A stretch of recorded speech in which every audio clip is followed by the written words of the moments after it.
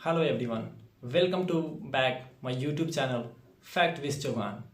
सो आज मैं बात करने वाला हूँ अलग ही अंदाज में। क्योंकि ये जो मैं आज बात करने वाला हूँ ना, ये सभी का प्रॉब्लम है। सिर्फ मेरा ही नहीं, बहुत लोगों की प्रॉब्लम है।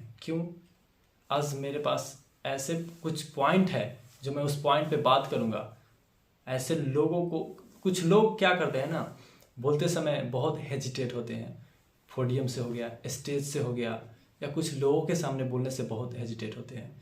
So don't hesitate when you are going to speak in front of the public, in front of the podium, and anywhere. If you want to talk and if you want to speak in front of the public, you will speak easily.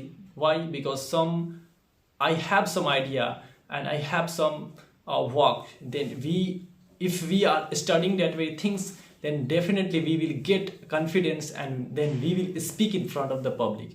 So देखो, बात यह है ना कि कोई जन्म से तो सीख के आता नहीं है, यहीं पे सबको सीखना पड़ता है और मेहनत तो करना ही पड़ेगा। अगर एक आप अच्छा फ्लुएंट स्पीकर बनना चाहते हैं, तो अगर आप सच में फ्लुएंट स्पीकर बनना चाहते हैं तो ये वीडियो आपके लिए बहुत महत्वपूर्ण होने वाला है। सो बिना टाइम वेस्ट किए हुए मैं आज उस मुद्दे पे बात करने वाला हूँ। सबसे पहले हम लोग को बात करना होगा सेल्फ कॉन्फिडेंस। सेल्फ कॉन्फिडेंस कैसे आए? कुछ लोग बहुत डरते हैं, तो सेल्फ कॉन्फिडेंस लाने के लिए कौन ऐसा काम करना पड़ेगा, क्या ऐसा वर्क करना पड़ेगा जो हम अपने सेल्फ कॉन्फिडेंस को डेवलप कर पाए। बहुत हेजिटेशन होती है बोलने से, पोडियम से, स्टेज से, या कोई इंग्लिश हमारे सामने बोल रहा हो तो उस समय मेरा सर क्या होता है, झुक जाता है, या उस समय बोलने से घबराने लगते हैं। तो फ्रेंड, घबराना नहीं है। मेरे पास आज कुछ टिप्स हैं जिस पे मैं बात करूँगा। सच में आपको भी लगेगा कि हाँ ये सच है और इस पे काम करना चाहिए। सबसे पहले क्या करना है, आपको एवरीडे कुछ नए नए चीज़ सीखना है। जैसे कि आप इंग्लिश में बोलना चाहते हैं तो आपको क्या करना है, आपको न्यूज़पेपर पढ़ना चाहिए। अगर मेरी राय माने तो न्यूज़पेपर पढ़िए। इससे क्या होगा, आपके वर्ड्स, एक जो होता है ना वर्ड्स प्रोनाउंस करने का, वो आपके एक रिदम खुलेगा। एक टंग्स होता है ना, कभी कभी कोई ऐसा वर्ड होता है जिसको अच्छा से प्रोनाउंस नहीं कर पाते हैं। अगर आप न्यूज़पेपर पढ़ते हैं तो आप ऐसे ऐसे वर्ड्स आएंगे जिनको आप कभी देखे भी नहीं होंगे, कभी सुने भी नहीं होंगे। तो उस वर्ड को क्या होगा ना, फर्स्ट टाइम आप पढ़ेंगे तो आप उस समय उस वर्ड को प्रोनाउंस नहीं कर पाएंगे सही से। प्रोनाउंस मतलब उसका उच्चारण, आप उच्चारण नहीं कर पाएंगे। सो आपको क्या करना है, न्यूज़पेपर पढ़ना है, एवरीडे न्यूज़पेपर पढ़ना है।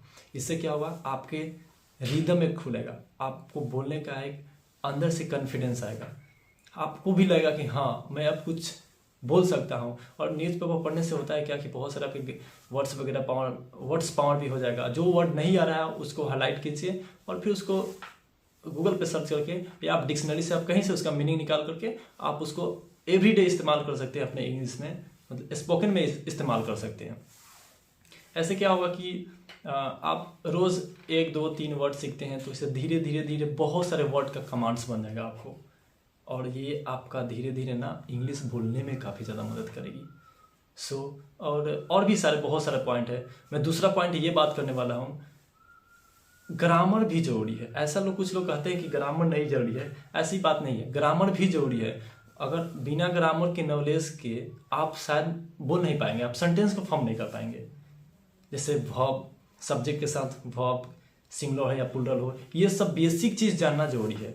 आप बेसिक चीज़ नहीं पता होगा, आप सपोज मान लीजिए अगर आपको बेसिक चीज़ पता नहीं होगा, उस समय क्या होगा ना, आप इंग्लिश को नहीं बोल पाएंगे। कारण यही है कि ज़्यादा से ज़्यादा लोग डरते हैं इंग्लिश बोलने से। सो क्या करना है, हमें बेसिक चीज़ को भी ध्यान रखना है। बेसिक मजबूत होगा तभी क्या होगा, हम अपने सेल्फ मतलब क्या अंदर से डर को भी ख़त्म कर पाएंगे, ताकि हम इंग्लिश मतलब किसी के सामने इंग्लिश बोल पाएंगे। अब कहा जाता है ना कि जड़ अगर मजबूत हो तो भूमि भी मजबूत होता है। सो ऐसे ही, और आपको एक और चीज़ मैं बताना चाहता हूँ, वर्ड्स का कमांड कीजिए, वर्ड्स रिमेंबर कीजिए। वर्ड्स में बहुत से ऐसे हैं, जैसे वन वर्ड सब्स्टिट्यूशन, और मैं बता दूँ आपको idioms and phrases, synonym, antonyms, ये सब याद कीजिए। और कन्फ्यूजन वर्ड वगैरह भी आता है, उन सबको भी याद कीजिए। उससे क्या होगा कि ना डिफरेंसेस पता चलेंगे आपको, मतलब डिफरेंसेस पता चलेगा, ताकि आप अच्छे से यूटिलाइज कर पाएंगे। अब उस वर्ड को ना आप समझ पाइएगा कि हाँ, जैसे एक ही जैसे मान लेते हैं ना, एक वर्ड है और मतलब दो वर्ड है, उसका दोनों का मतलब एक ही निकल रहा है, तो उससे क्या होगा ना, यूटिलाइजेशन भी पता चलेगा कि दोनों वर्ड का कैसे कैसे यूटिलाइजेशन किया जाता है। सो बहुत सारे हमारे पास टिप्स बहुत है, क्योंकि मैं इस बेस पे काम करता हूँ।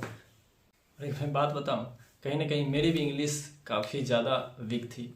मैंने इस बेसिस पे काम किया, मुझे जो ऐसा लगा कि मुझे इंग्लिश बोलना चाहिए। अगर आज के डेट में मैं इंग्लिश नहीं बोलता हूँ कहीं पे, तो बहुत ज़्यादा मतलब कि क्या होता है ना कि कुछ लोगों को मैं जब इंग्लिश बोलते हुए देखा तो मेरे भी अंदर एक भावना जगी कि हाँ, मुझे भी इंग्लिश बोलना चाहिए।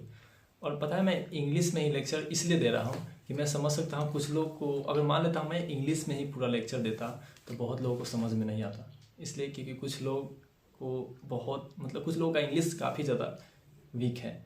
सो इसलिए मैं समझा कि हाँ, मुझे हिंदी में ही लेक्चर देना चाहिए, इसलिए मैंने हिंदी में लेक्चर दिया। और इस बेसिस पे मैं एक और चीज़ बताना चाहता हूँ आप लोग को, मतलब कॉन्फिडेंस कैसे आएगा, ये चीज़ में ज़रूरी है, जानना ज़रूरी है। क्यों?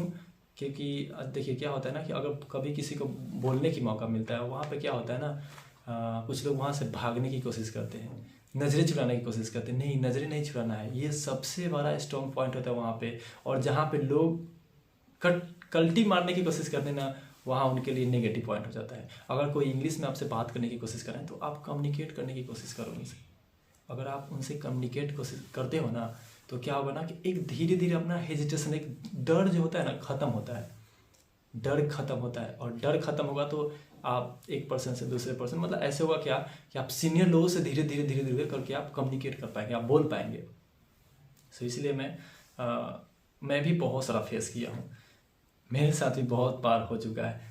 पहले होता क्या था, जब मेरे सामने कोई इंग्लिश बोलना स्टार्ट करता था ना, मैं नजरी चुराना और वहाँ से कल्टी मारने की कोशिश करता था।